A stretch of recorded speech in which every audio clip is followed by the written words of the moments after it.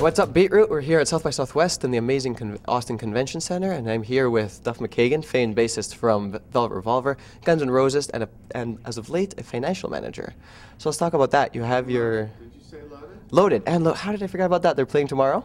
I'm very stoked. Yeah. New album, April 19th. Yeah. But let's start with your financial advising, Really? right? You want to start there? Well, it's you're talking today at 2 p.m., right? I'm not talking about that, though. Would you like me to take this? I'll take over from here. Take over. Explain. Okay, I think there was a sort of a misstep in you know, these days being in a rock band, in a touring working band, whether you're Queens of the Stone Age, Foo Fighters, or Loaded, you know, nobody's selling records like they used to. So you have to sort of really know about licensing, know about how much does a T-shirt cost, how much is gas in Texas, you know, Texas, how long is our drive? So yeah, I mean, the whole gamut. Like what I was required to know in 1987. I mean, a tour was a loss leader to sell a record. Right. It's completely opposite now, and bands, artists have been at the sort of forefront of that because we've learned the hard way. We're on the kind of front lines of the, okay, record sales are less, so how do we make a tour work better? Do we get a partner like a energy drink or a something? Well, is that going to look tacky, or does it matter anymore? You know, and I think fans understand that, the whole thing too. So I think what I'll talk about today is not really being a financial manager. It's just sort of the new paradigm that is our industry. I went back to school after, not back, because I never went in the first place. I went to school after Guns N' Roses because I sort of woke up out of a haze and had made some money and was terrified. I didn't know a thing about money, and I didn't want to go broke by the time I was 60. And how do I make this money work for me? And that's why I went to school. And you know, I have a wife and kids now, and I'm kind of a regular working guy. And when I was in school, I started getting calls from a lot of my peers, and I was kind of the only guy from that plays in a rock band that went to business school. And you know, maybe my friends trust me, or you know, I've never ripped off anybody, so I started getting calls. Hey, should I buy it? What do I do with this? What's a stock? Good question. What's a stock? And what's a bond? Great. Nobody explained it to me. Right. You know, and I think as far as Meridian Rock, I'm not here to sell that thing, but I think when I started writing a financial column for Playboy, I saw my value in just explaining things in basic terms. And this is when the U.S., the Dow Jones, I started writing like the week after it dropped 1,000 points. And people were freaking out. And real estate prices just, you know, diving down. And I saw that I could write and kind of educate people on what was going on out there. And so hopefully I can do that for sort of be of service to musicians, and that's that. Cool. Yeah. And tomorrow you're playing with Loaded? Playing tonight and tomorrow. Oh, tonight too? Playing an acoustic thing somewhere. Yeah. Cool. Somewhere. So tell us where you're at with Loaded. I mean, the taking's coming up tomorrow? Tomorrow, April 19th. Jesus. Where are you at, man? Obviously not here. How's your liver today? Hurts, but nothing unmanageable. All right. Oh, we can handle. Okay, where am I at with Loaded? Well, we're playing, here tomorrow night, we're playing the Golden God Awards, which is a Revolver magazine awards in LA in a month. And then we head off to Europe, where the band has actually a bit more of a footing than in the States. States is pretty big. What do you think? Canada, we haven't played Canada because we're just kind of I think this time we'll really try to play Canada. Canada's been great for Guns. And Velvet Revolver too. Like, well, we played, I remember, what was the place in Vancouver? You know, one of the, not the big stadium, but the arena. And we played the arena in Seattle, and the ticket sales went on sale the same day.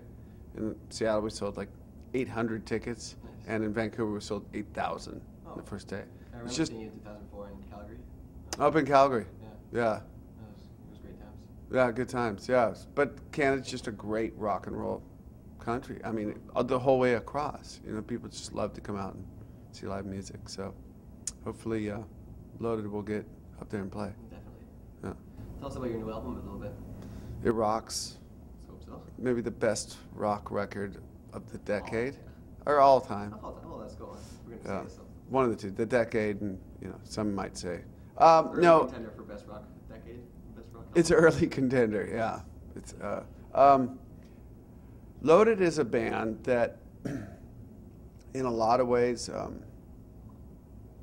doesn't take is in on the joke of rock and roll, but that doesn't mean we don't take like the songwriting and live performance really seriously. But we understand like where our part is in the whole scope of things. Will Loaded ever break it huge? No, we don't try to write those commercial radio songs. This record, we came off a tour for our last record, Sick, and we sort of had all of that tour energy, that caffeine, that testosterone, that adrenaline, that you write those riffs on the road, they're just heavier and meaner, and in my case, like I miss my wife and my kids when I'm on the road, and so there's a bit of heartache in there, and you put that into sort of a stew, and you get Terry Date to produce it. You know who that is? No, I don't. Yeah, I saw the blank look on your face. Yeah, producers never. I never pay attention to producers. Yeah, okay. Terry Date's okay. Should I even go into it? If you want to. You're not that interested. So it's all up to you. It's your record. Soundgarden, Pantera. He's a Deftones, kind of Seattle dude. Yeah. I see where you're going. We're not going for anything, but Terry Date's like a legendary, hard rock producer, and I think he captured the essence of the band and somehow put his Terry Date stamp on this thing. Cool. Yeah. What would you say is the progression from Sick to? It's just harder. It's harder, and I think it's a better written record and more cohesive, because we were, not that Sick wasn't cohesive, it's just that you can tell like the band has now been playing a bunch of gigs, and the writing has gotten a little deeper, I think. Are you a musician? Barely. Okay, all right. To return to you, South by Southwest, are you going to hang around for a while? I leave. And also, what bands are you excited to see? Well, I saw Queens. That was great. You know what happens when you come here? You got about 5,000 things to do. Definitely. So I know this. I'll just catch who I can catch. Who's playing tonight? Well, who's playing tonight? Apparently, there's like 600 bands playing tonight. We're going to go try to see The Kills, Agalach, Velartak. Who else? Cheeseburger, Big Frida. There's tons of bands. Loaded is tomorrow. I didn't realize you guys were playing tonight. Well, we're playing acoustically. Doesn't really count. Oh, it doesn't count. Well, it does count. I mean, but it's 80 capacity, and there's been 620 RSVPs. Oh, nice. Do you prefer playing intimate gigs like that? I like playing acoustically with this band because we play a lot on the bus. And like our acoustic thing, we actually even call it something else. We call ourselves the Rainmakers. Oh. It's like a completely other animal. We play our songs, but we do like 4-part harmonies. So no, I like playing acoustic, but I only said it doesn't count because I don't think anybody's gonna be able to get in. Right. Not even my brother who's here in town. Nice. Are you stoked for tomorrow? I am, yeah. It's going to be our first, like, kind of real gig for this record. Nice. We played sort of like this rehearsal with friends on Monday in LA. It kind of got us, it broke our cherry a little bit, but it's nothing like that thing of playing live in front of people who have expectations and. Are you stoked to see any other bands? Are you going to catch something else while you're here? I gotta be honest, man. I don't even know who the fuck's playing here. I don't. I mean, I got in. Somebody said Queens are playing. I'm like, oh, I'm going. I'm going. Let's go with that. Kills tonight. I'd love to see the Kills. Yeah. That'd be great. Maybe I'll go to that. Thanks for that suggestion. Cool. Maybe we can have a couple of drinks today. Yeah. Join the club. What? Join the club. No one can speak today apparently. Brains are fuzzy. I can't speak today. You know, I write for a couple publications. Yeah. You've got your financial column, Playboy. I don't anymore. That was done. Yeah, they went broke.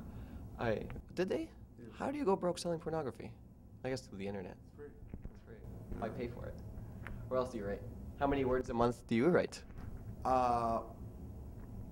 Well, I write an ESPN column, 1,000-word column, and then Seattle Weekly column, 1,000-word column. Yes, I was thinking about that. So just 2,000 words a week.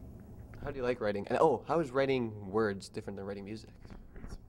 I love writing words. I've just found like this whole other thing, and I just wrote a book. It's not really like it's not perhaps the typical book you might expect from a rock guy, hopefully.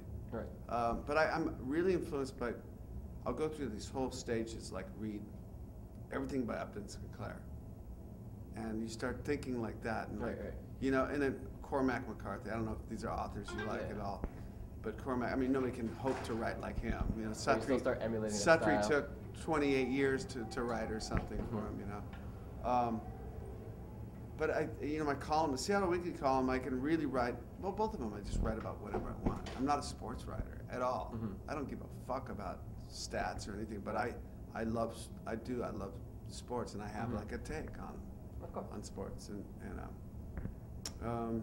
so it's completely different than writing music for sure. But yeah, you get a nice turn of a phrase or something that's just so satisfying. Yeah, and it feels pretty good. You're like, fuck yeah, that came out. Yeah, that's exactly what I meant. Yeah, cool. Well, I think that's our cue that we're running out of time. So I thank you very much for taking the time. Check out Terry Dates. Terry Dates, producer. Gotta get on my producers now.